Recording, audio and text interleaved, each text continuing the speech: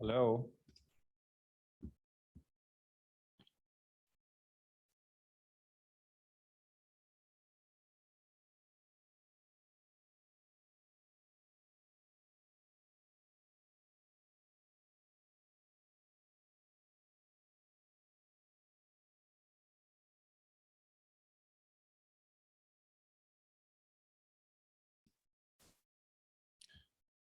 Hello, guys. Hello.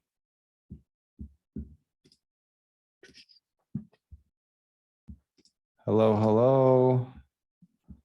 Everyone, give me a second here. What? All right.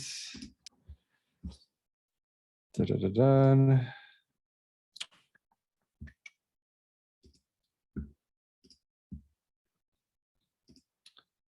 Oh man, I am disoriented today. So many buttons.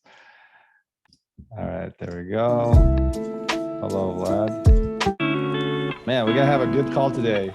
Vlad, I'm gonna call on you. All right, you're gonna tell us what you're doing. I've seen what you're doing. So you're gonna make sure your audio is producing. Is it your music or my music? You guys hear the music? We're gonna have a great call today. I'm very excited. That was a good beat. I can only figure out Spotify for music. Hello. Man, we got everybody on today. I'm excited. Let's see. Will.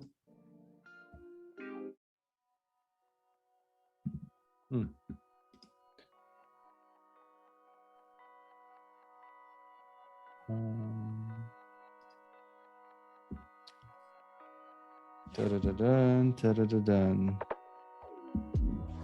Okay, now that I just need to figure out Zoom. You would think this is the easiest part. Trying to play music, but having trouble. The music is playing. The music is playing. You just pause it. Stop. Da-da-da-da-dun. Hey everyone. Forgive my last minute shenanigans. Let's see if we can make this work. All right, let's see. All right. Hopefully you can hear music. That's the plan. How is everybody doing? Vadim, are you still alive? I was trying to talk. I don't know if you heard me or not. The music was playing. Actually, no. Oh, it was playing. It was just my yeah, the music was on and then you turned off, on. Actually, the previous beat was much better. Okay. But that's good. Don't change it. Don't change it. All right. All right. Here, let's put something happier on. I don't know. Hello, everyone. We are obviously gonna wait a little bit. A few people are joining still. And you have no objection to working on. All right, Vlad. Let's see. I'm gonna find you. What's your again? Your Instagram handle? I'll search for it. You don't have to tell me.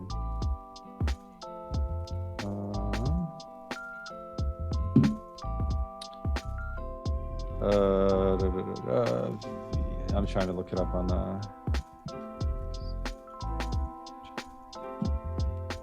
there we go. But you tell us something about last week. Well, the week was crazy as usual. It's like every week we think that we are done just mainstreaming everything, and then something new pops up, and there's new ways to help people, and we're on board.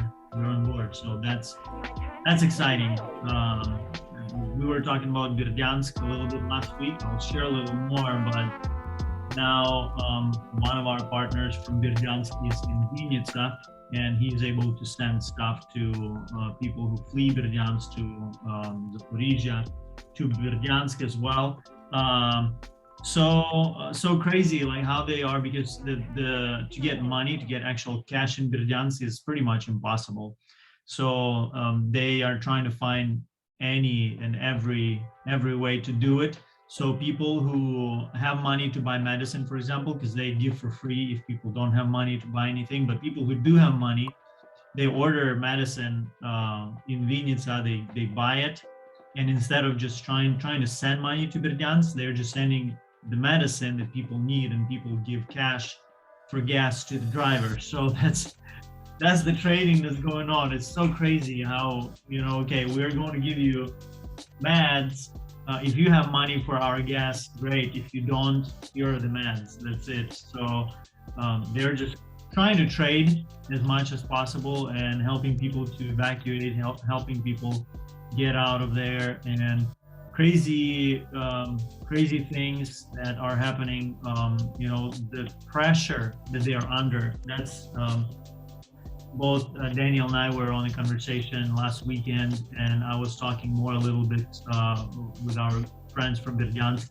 They are taking pictures of how they help people. They have to delete them from their phone immediately, because if on the blog post they're stopped and they're asked like, who are you helping? If you are helping Ukrainians, you might be in a lot of trouble.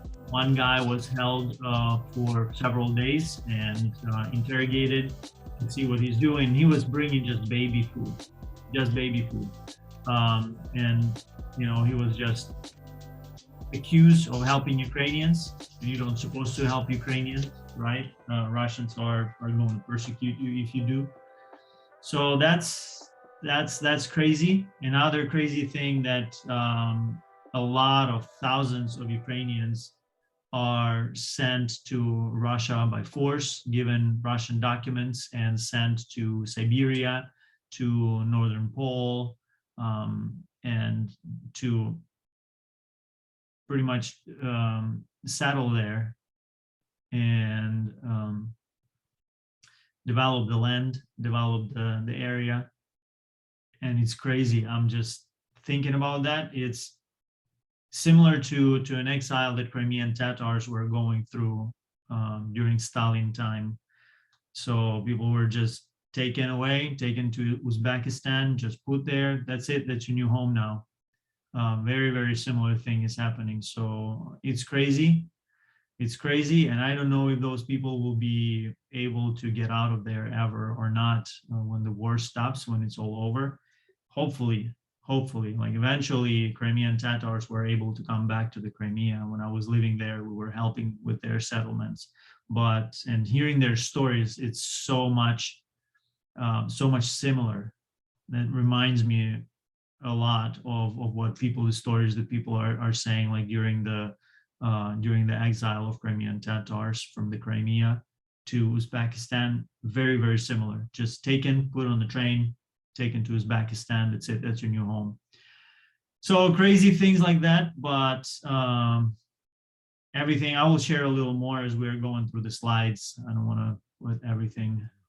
No spoilers. No spoilers. Yeah.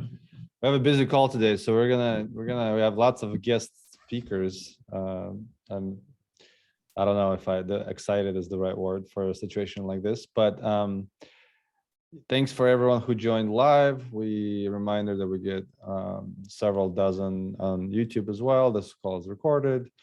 So if you want to share with your friends, it's going to be on our YouTube channel, and that's the best way to. If someone is like thinking about donating and they're not sure if they can trust the organization and they want to look into the details of it, this is the best way of doing it. All right, so we got lots of things to cover today. We'll start with Vlad. Vlad is on this call right now. I'll show you. This was his Instagram, and earlier this morning I was watching his story. And well, first of all, he's already helping on his own in Kharkiv. That's where his family's from. But also in this story, he's saying, hey, we heard, well, he'll tell you a little more, but he heard that people on the Mexican border need help, and he lives in Southern California. So he's like, all right, my family and I, let's go to the southern border So you can see his kids there in the background. And yeah, and this is a story that he posted. And he'll, Vlad, tell us more, where you're at, what you're up to, all that. Sure. So we are at the camp, the Ukrainian refugee camp. We came in. Can you guys hear me? Let's start with that. Yes, we can hear you well. Okay. So yesterday we decided to come to help Ukrainian refugees. There's about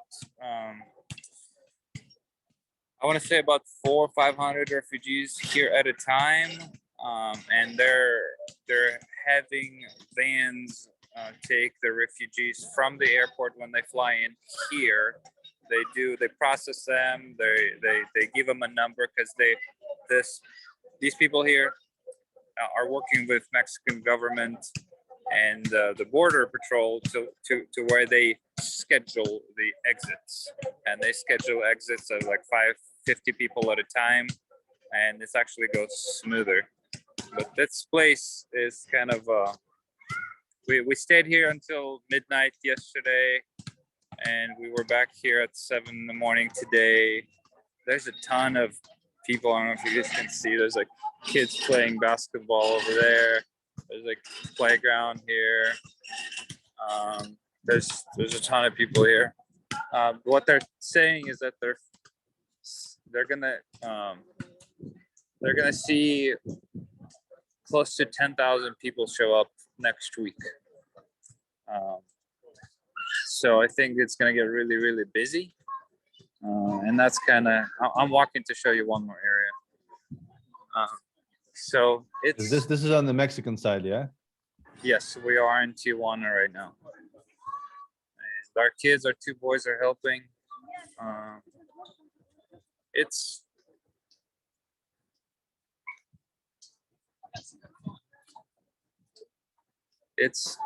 challenging. It's hard to see. This is it's like a gymnasium that I just got into, and you guys can see that I mean, there's people everywhere, like on the floor. Yeah, probably people should get context of why Mexico. How did they end up in Mexico? Well, just to give you context, there is no easy way to go to the US from Ukraine or from Poland. So what people are doing is, and this is what my relatives, my aunt did a few days ago, they fly to Mexico, Tijuana, and then they on foot cross the US border. Yes. So I want to walk out of here because there's people here.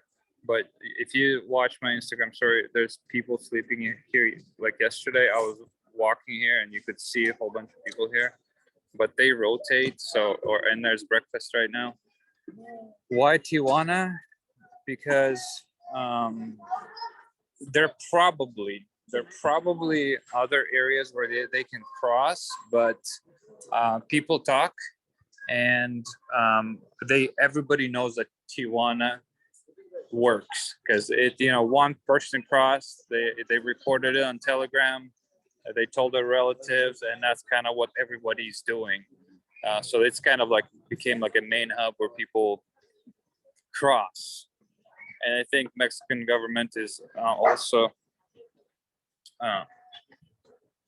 it works for them because these people, they're not local, but like there's volunteers from all over, from California, from Sacramento, from Washington. We actually met a couple of people from Washington today, but there's people from all over. And yeah, it's busy is what I can say. It's busy.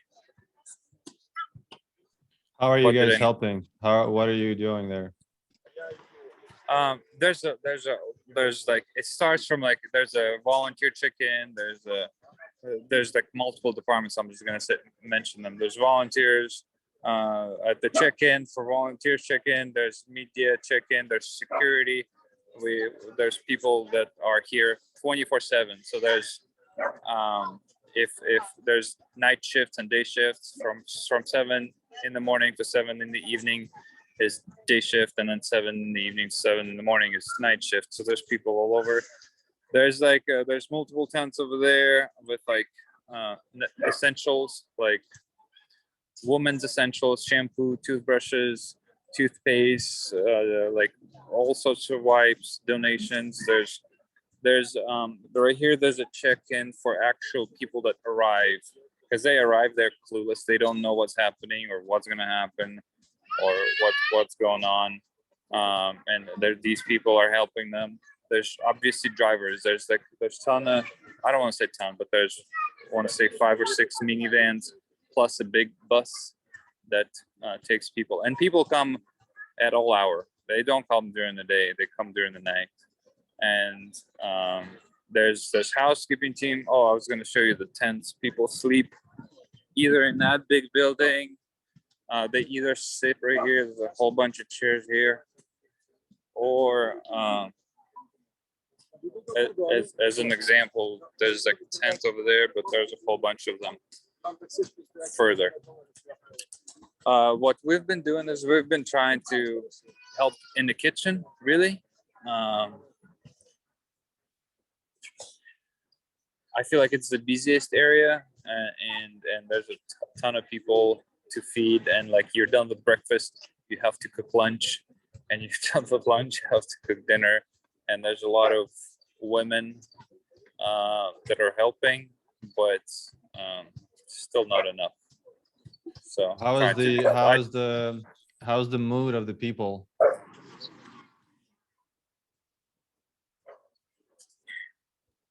They're not very talkative. Let's just put it that way. It's not. There's very little. They don't know anybody. They come in. They're. I don't know if it's a stress. I don't know if it's de-stress, or whatever they're going through. But nobody really talks. They just come. They sit. I don't know if numb is the right word to use.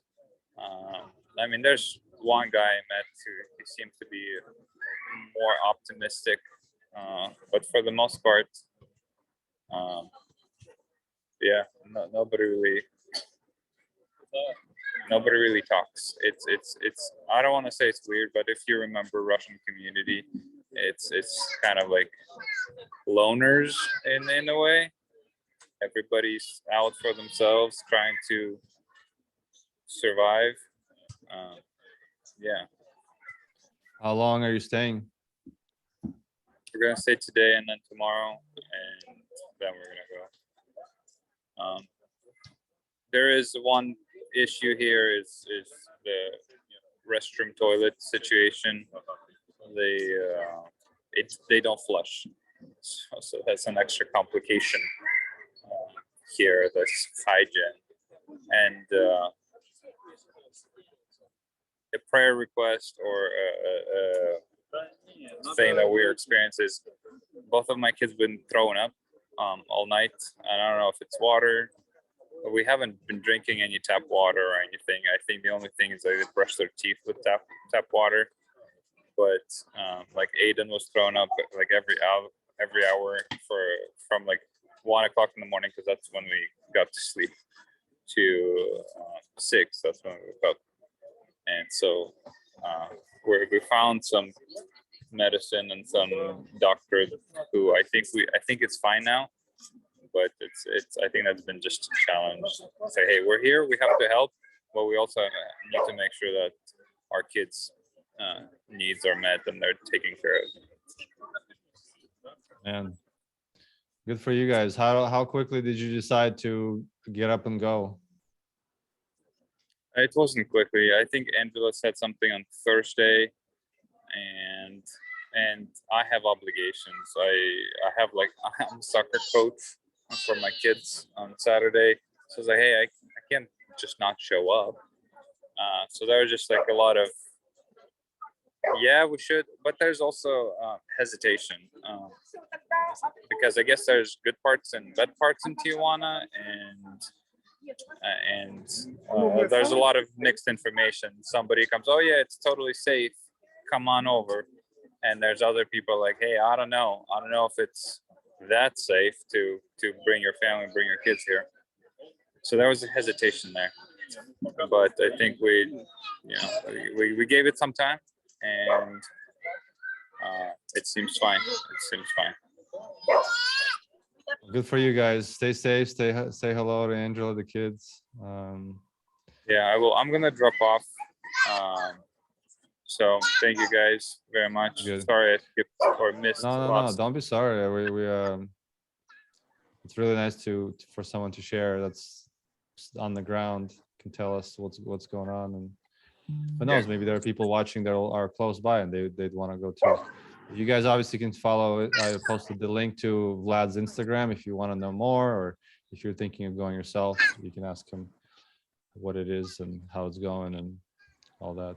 Yeah. Thanks, Vlad. Appreciate it. Thank you guys. All right. We got more things to discuss. I just got a text. We had a Valentina who joined us last week. She was going to join us this week, but she texted and said that she can't because they have a. I can't believe that I'm saying this. It's like a typical situation now. Well, they have a siren going off that's alerting people to hide in the bomb shelters because they're gonna probably get bombed. So she will not be joining because, or probably not be joining because she will be going to a bomb shelter. So that's the state of things in the world right now. All right, let's first cover the administrative stuff. I always kind of feel bad talking about it when they're like people's lives are at stake, but here in the US, that's what we can do though. The administrative stuff, the financial stuff. Not all of us can go maybe to Tijuana or to Ukraine or to Poland. Some people do, but those of us that can't are best helping by sending money over. And so let's cover that portion until and then get to the other parts of our call today. All right, I'm using 2 screens, which is awesome because I can see all of you if you show your face, which none of you are. All right, anyway, we're covering the administrative stuff, the same stuff over and over again every call, in case somebody who hasn't watched any of our calls watches these and wants to know a little bit about the organization. If you are that person, pause the video and look at the bullet points. Grace Tea is a 501c3 nonprofit with 10 plus volunteers, both on the ground in Ukraine and here in the US. All of the money that's donated goes to Ukraine. All of the operational costs, I and a couple of my friends cover out of pocket. We only help civilians.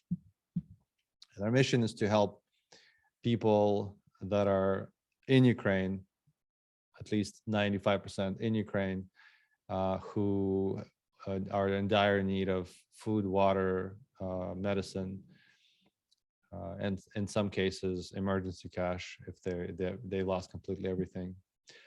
This is our team. My experience is I run a company of 40 people. So my skill set is administrative and being able to manage a lot of moving parts, a lot of people, big numbers, things like that.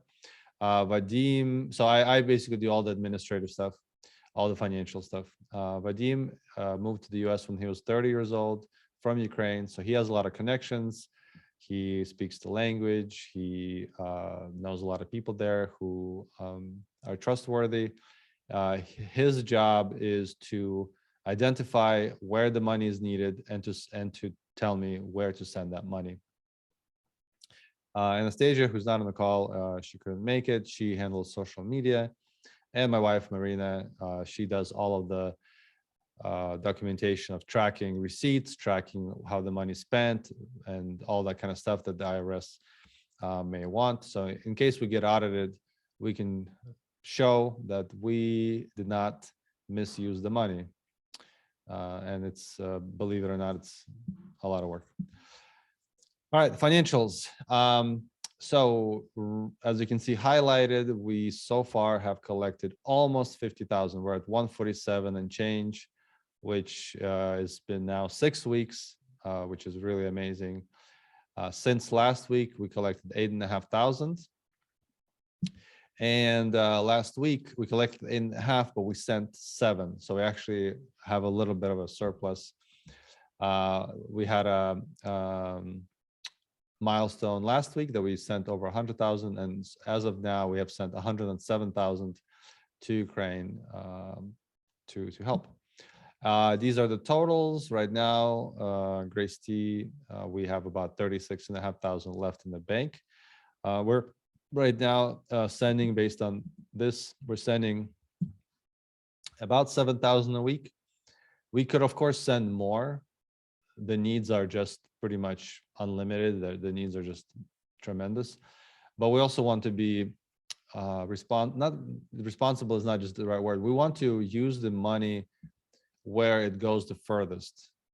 Of course, we know many people who have lost everything, and we can just send them cash, and that would be the responsible thing to do because they need that money to survive. But since we don't have millions of dollars we have only 36 right now, we decided that we must focus on where the money goes furthest, and that is food, water, and then paying for transportation to deliver that food and water. So that is what we're focusing on. That's why we're not spending more money per week than we are now. We also don't. We're anticipating that the giving will decline over the next few weeks. It has continued to decline, but we anticipate that will continue to happen. So we don't want to just spend all the money and not have anything left over when there's a dire need. So we're trying to be as responsible as possible, and make sure that we are not, again, not just responsible, but finding how to use the money in the very, very best possible way. And so far, if you count the clothes that was sent, and all of the clothes has arrived to Ukraine, so far we've raised 160,000 and change over the last 6 weeks. All right, how we help? Oksana, welcome to the call. How we help? We have added one more dot on this map. It's right here. As you can imagine from this map, it's very much inside the red. Vadim will tell you a little more about that later on the call. But the city is Berdyansk, and this is the current situation of the war. This screenshot is taken from Al Jazeera. As you can tell, in the north, these areas have now been reclaimed by Ukraine. However, as I just mentioned earlier, Valentina, who lives in the capital, Kiev, Russia is now bombing Kiev again. It doesn't seem like they're, well, this is my speculation clearly, but it doesn't seem like they want to take Kiev. They're bombing it because of apparently the ship situation, that the ship that got sunk a couple days ago. Anyway, right now, if you compare this map to this map, you can tell that many of our partners are in the, well, for at least from this map, it looks like in the safe areas.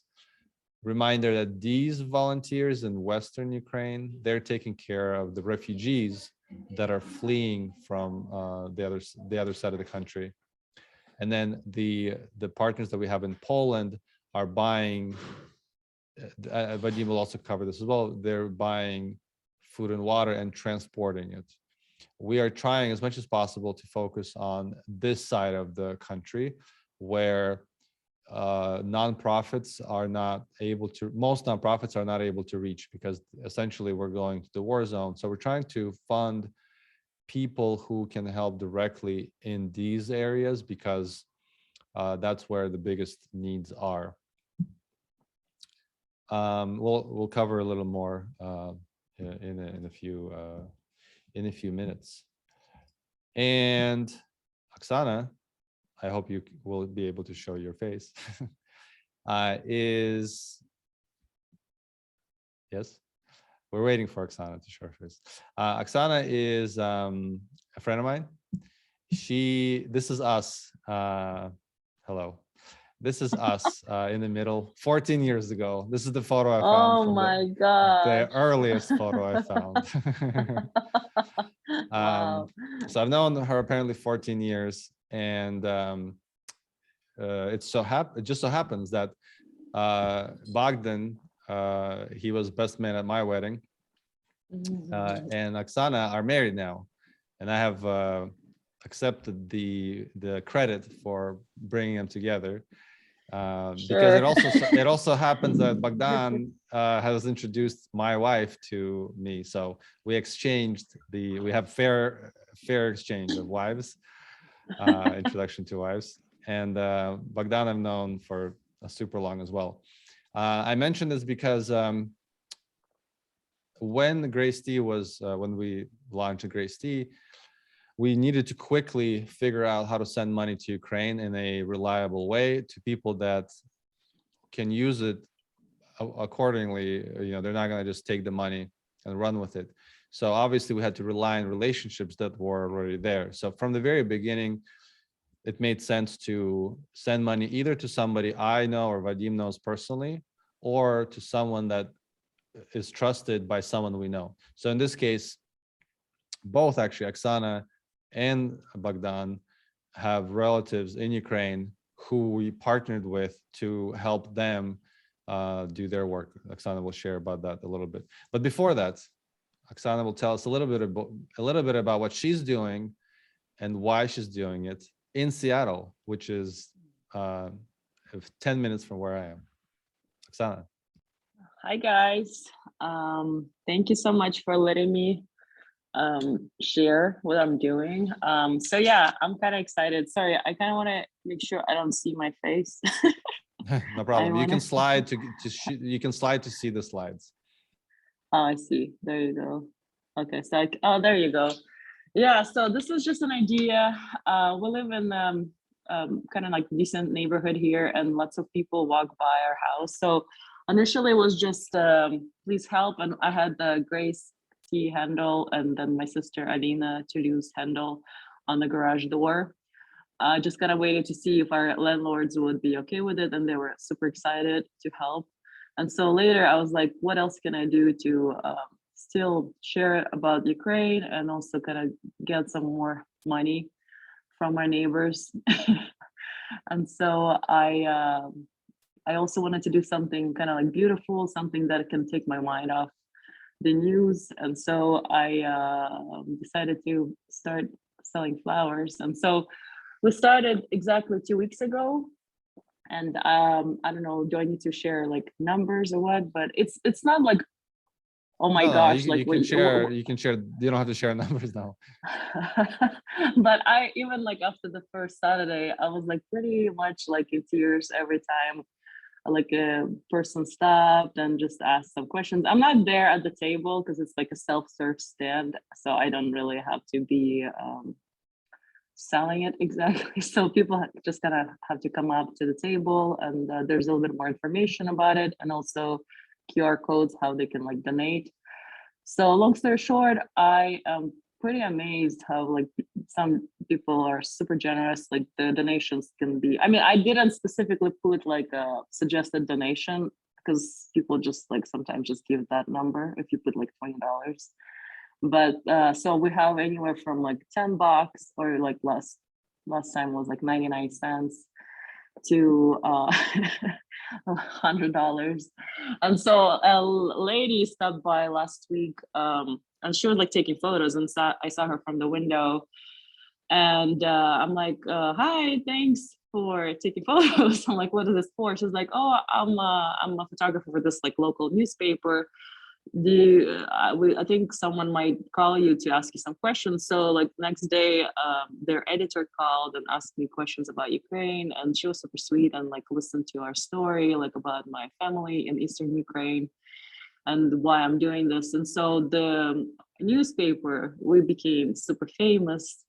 So the newspaper came out like on Wednesday this week. And after that, it wasn't like a huge flow from people, but it was definitely more intentional. Like cute little kind grandmas like drove to donate, and like one lady gave $150. She said she saw it in the newspaper. So there's like definitely more audience. I think this article was able to reach not just like our immediate like couple streets up and down, but more people are aware. So that's cool. And I have other magazine that's gonna publish our story in May. So the deadline was April 10th. So we made it, and she was like, yeah, that's exactly the story we want to share. So just grateful. And one of the other goals other than just money was to make sure that people keep remembering that it's still going on. It's not just like headlines, there's like people there, and we are worried about our families. And yeah, many people just appreciate the fact that I'm doing it, and like not just maybe asking for money, but like I actually like put in some effort into making flowers arrangements and stuff. So Yeah, and you mentioned too. Well, we don't just know each other 14 years ago. We're regularly at each other's houses, more like us being at their house with Marina. yeah. But you mentioned to us that it's been also healing in a way because you can actually do something. Can you talk a little bit Yes. about that?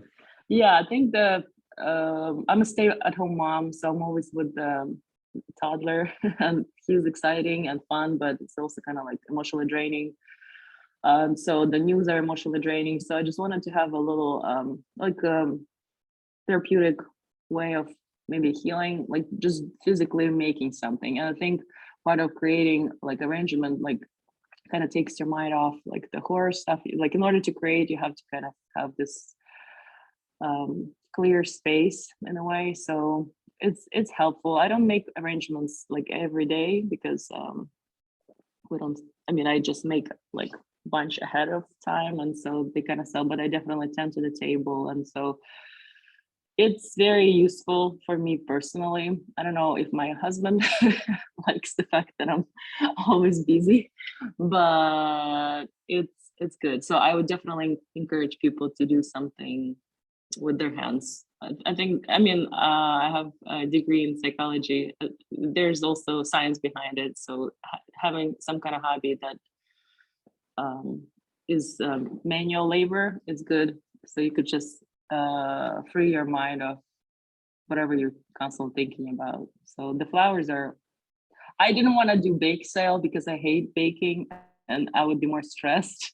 So don't do anything that stresses you out. Make sure you do something that you enjoy. And yeah, so flowers is something I enjoy. And actually it's cool because I mean, these are all store-bought flowers, but a few people on next door reached out saying they want to donate some from their garden when it kind of, I guess, gets warmer. I'm gonna move because my son is home, so I'll go outside. So No he problem. doesn't hi. Oh, that was so nice. They brought me coffee, yeah. I'm gonna go outside. I'm gonna Лев, смотри. Hello. Лев, это ты? Sorry guys, this is my little boy. And this is my husband. All right. Speaking of, you mentioned your family. So one of the partners that we partner with in the East is Lyudmila, who is Oksana's aunt. And this is her. This is Oksana with her. And this is clearly on the left. This is not Ukraine. This is This is a most recent visit. She was visiting us in December of this year. Not sorry, in 2021. So Yeah. this December, past December. And so this photo actually that I showed a little earlier is actually at her house, at Lyudmila's house in Ukraine. And this is the backyard of the house where this was from. And now this is the if you guys remember last week, there was a story of a train station being bombed. Well, Lyudmila lives 10 minutes away from that train station. This is Oksana's aunt, and this is the type of work they do. And Oksana talks to her weekly, so I thought maybe Oksana can share a little bit about her, what she Actually, I talk to her does. daily. Daily, sorry, daily. I meant in my mind I said daily, but the word that came out said weekly. Oksana, if you can maybe share a little bit about her, what she does, and I should mention too that one of our prerequisites to partner with someone is that this person has to be doing something before we partner with them. So we never seek out somebody to give money to so that they can start doing something. We always just help those who are already doing something. And Oksana's aunt was one of those people. Oksana,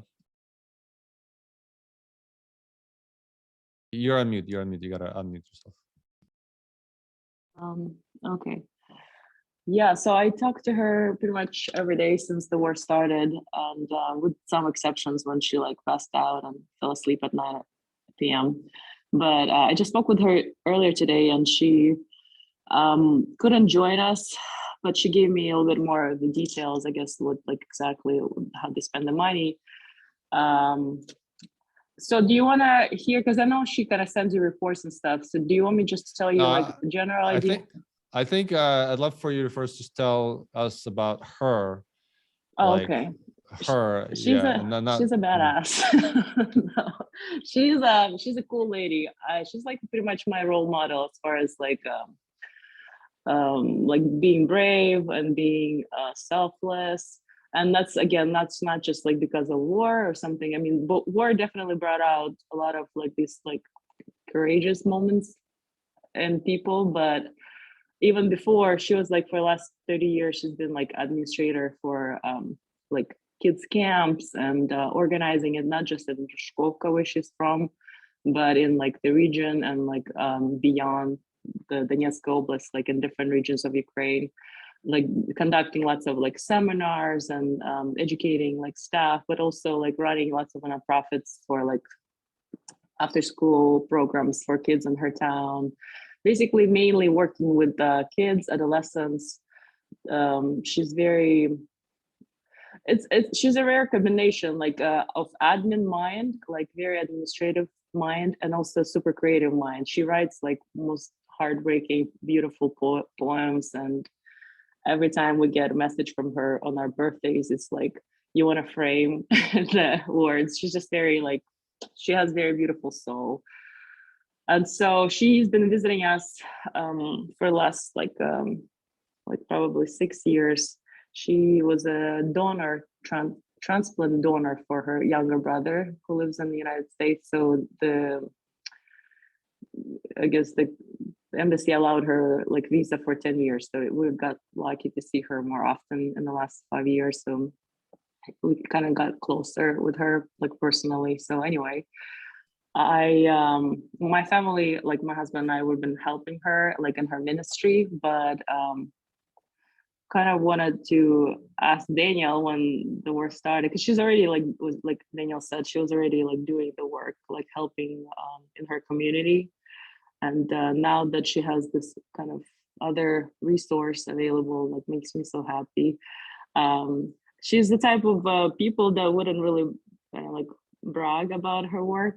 So I'm glad I get to talk to you guys exactly. about her. You can brag about her Yeah. work. Tell Yeah. us what kind of work does she do right now? So the main thing is like she's kind of coordinating the humanitarian aid that they get from. So the guy who he's from Drushkovka, and he like him and his brother just go back and forth delivering some aid from Poland, and she's kind of unloading. She literally, I honestly talk to her every single day, and she never mentioned anything about her back being like almost broken because apparently there's not a lot of guys left. Most people like evacuated, so she's been carrying all these like bags of stuff and like potatoes and oils, like all that heavy stuff herself, and she's like over, I think she's like 57. Anyway, she is delivering packages of food. She obviously kind of sorts it out to make sure that the packages have like standard packaging, like whatever they have, the grains, the oils, some canned meats.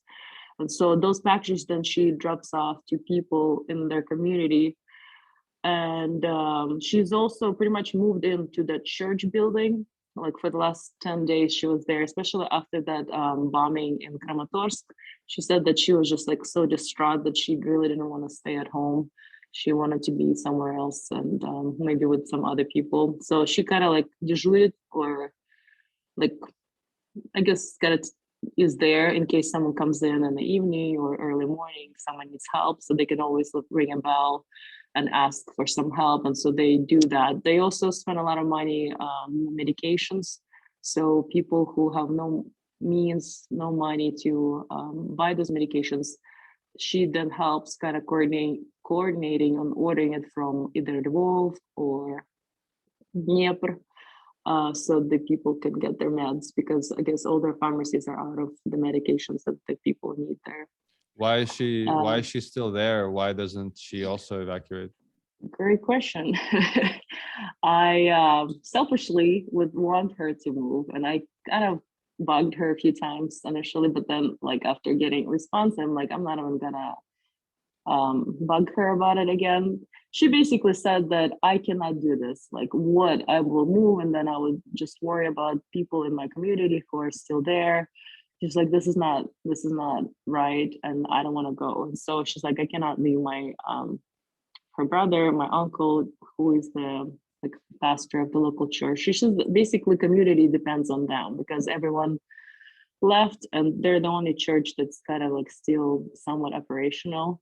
And so if there's any tragedy, there's a need, everyone comes there. And she actually prides in the fact that this is kind of like maybe the point of the church or the Christian community to be there when people need them. And so she kind of says how like she's just very happy that she can do it, and she's like, everything else doesn't matter, like just the fact that we can help the people who are still there, who are not able to evacuate, because there's still a lot of people who are still in the community. Even though a bunch of people left, there's still those that really need their help. So she basically is kind of being a hero and she's a hero. Yeah. And Good for so her. yeah, she's there, and my uncle is there too. They're And she said that there's a few deacons that and their wives stayed. Like most people try to send their kids away, like to evacuate the kids and young families out of the area, but the leaders of the church stayed to help. Yeah. Can you tell us also about, I know you've had many conversations with her about this. Can you tell us about the Kramatorsk, what she said about the, so for those of you that may not be aware, there's a train station where people were trying to evacuate from the east, and there were a couple of missiles that hit that train station, and it happens to be that it's very close to where Ludmila lives. Can you talk about what she said and what her experience was? Yeah, that was just like one of those days when I woke up and I read the news. I was a little nervous. I mean, I read the news from her, like her experience. I think I shared that story with you guys, just like how she went there. And I think her and the guys who were there, like the guys who deliver like humanitarian aid, they have the van. And so they went to Kramatorsk hoping they can maybe help somehow, like maybe transport people, maybe transport bodies. They weren't sure what the need would be, but they just went there. And so when they got there, obviously they couldn't transport the bodies because they're still investigating, and so nothing could be like taken from the place. So they kind of felt a little useless, but also my aunt said that she didn't know how she's gonna react when she was going, because she hasn't been around like dead bodies or like just like brutal scenes like that. So she was like shocked initially, but she was also surprised how she responded in a way that she was there to help. And maybe that kind of shifted her mind from like being like, I'm a victim here, more like I'm here to help. And that kind of helped her to just like, okay, what can we do? What can we help with? And so that was kind of her you know how we sometimes have that flight or fight reaction to stress. So she has this like fight reaction, like I'm here to help. What can I do? I mean, they couldn't really do anything, so they were a little useless. But they did take a full van of people who are still okay, and I mean okay, meaning like they weren't hurt by the missile, and so they put them like I think the van is like 7 seats, but they took 15 people in that van and took them to Drushkovka to kind of help them to kind of calm down, and then they were transporting. So that's a lot of the things that they've been focusing on since last Friday, since the tragedy happened, to like make sure that they evacuate all the kids, all the people who are there. And so not most, but part of the money that she's been getting through Grace T is to pay for gas, to transport the people to the more quieter sides of Ukraine. And that day I was worried to call her because I'm like, oh my gosh, I don't know what to say. But and that was the only time when I think she kind of played it off as like, I can't find a light switch in the room. So she's like, do you mind if I can see you, but you cannot see me? And I think she was definitely, I mean, even though she's like very strong and like courageous woman, it still hurts when you see people like literally body parts, and you just feel hopeless and you don't know how to help the people who already hurt. And so I think, and like even with her speech, how she was talking to me was like lots of like facts, lots of things, like just she was like coping, like her brain was really trying to cope with what she's seeing. And so anyway, so ever since then she just stayed at church, like trying to like be busy. That's one of the things I think I remember telling Daniel, like I think it's great that she's helping, but I'm so excited that she's actually feeling more useful. Like there's a purpose for her, because initially like the first 2 weeks of war she was just sitting watching news and like not very productive, just kind of grieving. And so now she says this work helps her keep her mind occupied, and she's always busy. She like yesterday she said, I took a day off to come home and prune or trim her grapevines. So she's then not in the office, like office as in like church building, but she's usually staying there. They have like little beds that they can sleep on there. And that's like actually one of the things they've been trying to organize the church building and turn it into more like a shelter in case of some attacks. So they have been bringing like beds and like trying to distribute food and water in like different parts of the building, just in case of one part collapses or something. So just really trying to think ahead, just in case of like an attack or something like that. Yeah. Thank you so much for sharing. Last question. Can you share a little bit about, I'm going to post the link in the chat about the raffle that you're doing. Oh yeah. Oh man, that was cool. My sister Alina, she's she's like my aunt, very brave and very she's also a great photographer. So she's currently in Kyiv region, kind of like also delivering humanitarian aid through the like team that she's working partner with and taking photos as well. And so I kind of was inspired by her work, but also wanted to help her. So basically I'm trying to think of some ways of I can be useful. And so raffle was like a way of give maybe a little incentive to people to contribute. And so I'm pretty excited. It's gonna run till tomorrow. So tomorrow is last day. What would you win? What would you win if you participated in the raffle? So it's a cool Ukrainian bird kite. It's handmade kite. I was able to find online, and it's really sweet. And I wanted the gift to be like a bird. I mean, I'm pretty obsessed with birds. I have a Ukrainian bird handle, an orphan bird handle, lots of bird themes. But also they will get a little beautiful like blanket that's like a sun. And it looks like sunflower sun. Just wanted to have like beautiful imagery and the bird is a symbol of freedom and just courage and soaring above the storm. I don't know, just like had that visual in my head. And sunflower seeds. The sunflower seeds is like a cultural thing for sure for lots of Slavic people. It's it's dangerous, but it's really good and it's usually shared with people. It's like a social thing. You don't eat sunflower seeds by yourself, so it's something you share with others. So hopefully the grief and just the conversations be around like sharing sunflower seeds. And this particular pack was actually brought by my sister. She was visiting us, so I am giving away our first pack. So we've been actually I raised with this raffle so far, like I think it's already like at 1,500, which is great. I mean, Awesome. for a little raffle, I was like not That's having awesome. huge expectations, but people are super generous, so I'm grateful. That's really awesome. Oksana mentioned, like, as a by the way, my sister. I just want to highlight that her sister, who lives in California, is a photographer. She went to Ukraine, and she is doing really like this is especially great for people who don't know who to trust. They're not sure who to believe, and they're like, "Is it really that bad? Is it really this? Is it really that?" This is basically an American, your sister.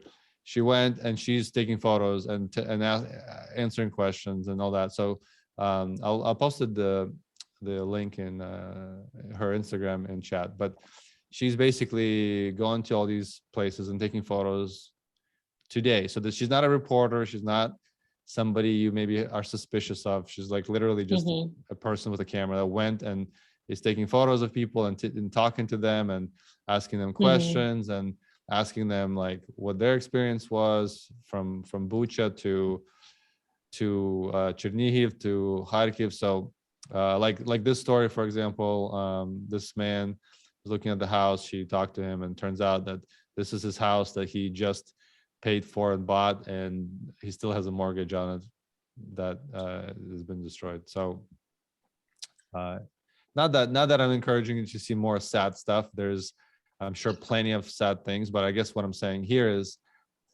this is someone I know personally. This is someone that clearly Oksana knows personally. This isn't just like some reporter that you're suspicious of. So I encourage you to follow her, and thank you so much, Oksana, for sharing everything. We're gonna finish up the call because we're only officially we have Thank 2 minutes so left. Okay. Thank you. Sorry. Thank you. Sorry, I don't mean to cut you off. I'm just saying that thank you. Thank you for joining us. Really appreciate it. I just wanted to get a final update, not a final update, but the final part to be an update from Vadim on the logistics that he's been working on. Vadim. Yeah, for sure. Tumen, like, I'm so glad that we got Oksana, because I'm like, if I'll be just, rambling a little bit more about the same things, again and again, it's exciting for me. It's exciting to see what other people are doing. But just in general, you see an updated map, and I did put some pictures together. You see big red line going from Poland to Bulgaria. Why it's going from to Bulgaria? A lot of people from Mykolaiv, Kherson, Odessa right now, from Bucha as well, are coming to Bulgaria. There are some refugee camps there, and some of the relatives of our partners in Poland went there. So our partners in Poland were able to put together several vans of things and send to Bulgaria. And another one, it's purple. You see Vinnytsia is going to Zaporizhia, and from Zaporizhia to Berdyansk. Last week I was talking about Berdyansk a little bit. We didn't have phone connection with them. We didn't have, like, they had to get out of the town to be able to chat with us and send us information. Now, one of the guys, Alex, that we are partnering with, is in Vinnytsia. So what he does, he sends, I'll get to the pictures. Actually, yeah, let's go. So look at the map, purple and red. So this is red, Poland to Bulgaria. these are the people, the refugees that are coming. This is a bus that came, people that came, and they put them in hotels. One of the moms with her son that received some of the help. And the next picture shows the warehouse in Poland on the left. And some of the apples, cleaning, dish cleaning soap, and the van, one of the vans that was loaded to give things away in Bulgaria. So from Poland, it's getting packed, gets in the vans and shipped to Bulgaria and given to people. Weekly, every Saturday, they're doing programs for kids. And weekend before last one, they had approximately 240 kids that they did a program to. So they were trying to stay busy. So it's their part now. Alex from Berdyansk, so he was able to escape. He got to Vinnytsia, and you see on the left, like I'll be left to right. On the left, you see the packages that they're making, the food that they're just putting them in regular cars, regular vehicles, the bag, example of the bags that they're sending. And they send it to Zaporizhia, because from Zaporizhia, there are drivers who are going to Berdyansk, picking up people and coming back. And I want to stress out again, it's easier for drivers with license plates from that specific area to get through block posts. So for example, if a driver is from Berdyansk, his car has license plates from Berdyansk, he can go through the block post and say, hey, I'm going home. I need to do this, this, and that. I have some family there that I need to get out. And then they are taking the food, or he says, I went out because I wasn't able to buy any food there. So I went out and bought some produce and taken it back. So they are feeding people. And again, they are checked. Their phones are checked on block posts. If they see pictures that they're helping people, they can withhold you for several days, interrogate you, see if you are a spy, if you're trying to help military groups and territorial protection groups. So he is in Vinnytsia again. His partner Dennis is in Berdyansk, and they are just loading stuff, getting it to Zaporizhia. People with license plates from Berdyansk are coming to Zaporizhia, bringing people, loading food, taking back to Berdyansk. That's how the operation goes there. It took a bit to establish all that, to establish the partnership, all the details and everything that they're doing, what we can help with. They are also helping refugees. The top three pictures, you see the lady and Maria, then her father and her brother. They are refugees from Mariupol, and her mom was not able to get out of the apartment that was on fire and burned alive. She still has missile shells in her leg that she needed an operation for. Her dad and her brother were able to escape. So these kind of people, extraordinarily, they didn't have anything when they came. These kind of stories, these kind of people are the ones that we are helping financially as well. But these are probably the biggest updates that we got this week on logistics and how we are able to get to some of the new places and partner with new people. So I don't want to talk more about things. If you would like to hear more, last week and the week before, I shared a lot about our logistics and how we are doing things in Ukraine with our partners. Not to emphasize really depressing stories, but this is reality, and I think it's important for you guys to see reality. Vadim sort of not quickly, but he mentioned this, but I wanted you to read the actual message that we got from Berdyansk about this. I'll translate it into English, obviously, but if you're a Russian speaker, you can read the message yourself. She says, this young woman, Marina, from Mariupol, here she's with her daughter of 6 years old, her brother and father. Her mother died during the bombing. They couldn't bury her. She burned right in her apartment where there was a fire. Marina has serious injuries in both of her arms, as you can see here on the photo, she has some fingers missing there. It's very hard to read these, guys. It's like very hard to read these. It's like it's just before finishing reading this, I mentioned last time that what makes this war, I think, extremely depressing is that it's not just a general, there's a bunch of people suffering somewhere sort of news, but we get to hear the stories of individuals whose faces we see and who communicate in our language. So it feels like they're our aunts and uncles and brothers and sisters, and you hear their personal stories. It's very, very sad and yeah. Anyway, to continue reading this, her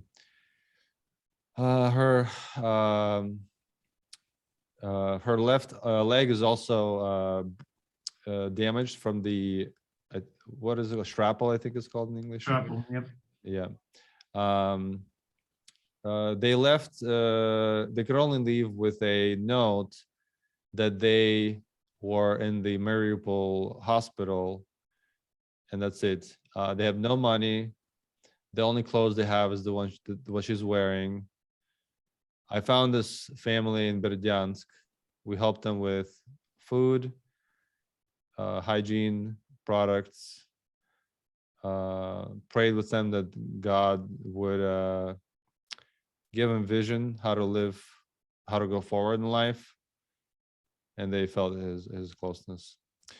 And if you think this is depressing, these are the people just from one text message, and each of these people has a story similar to that. And this is only one text message from one partner, and unfortunately this is just this is just every day, and it's hard. It's really hard. Yep. Yeah. But I just want to say thank you to everyone who is participating, who's given money, who has given their time and energy. We are able to do something. I have a friend who is Sasha. Some of you know him. He's gone to different war zones and people in need. And when this whole thing was unwinding and we started Grace Tea, I felt useless, even though we raised $100,000 in like 3 weeks. I felt useless because it's only a drop in the bucket. First of all, you're not going to save anyone. You're not going to bring back their relatives and loved ones. You're not going to bring back their houses, their livelihoods. You can only, give them some food. And is that really that helpful? And you can only do that to a few people that you're able to reach. It's really not that many people.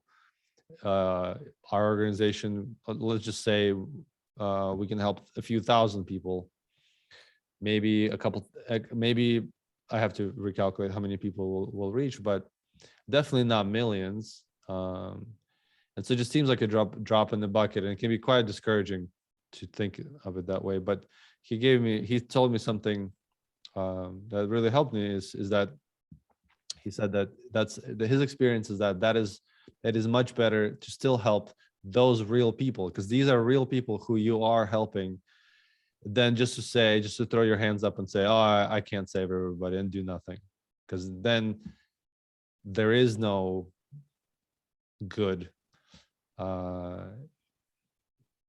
If anything, what this is teaching me is that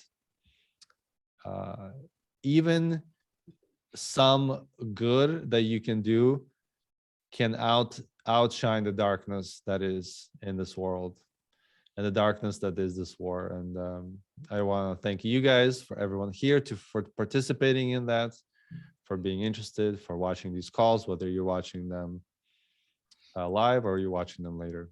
Thank you very much. We will see you next week. Hopefully there will be a call soon when we say the war is over. It's all over. Hopefully that'll be soon. Thank you guys. Have a good rest of your days. Thank you. Bye.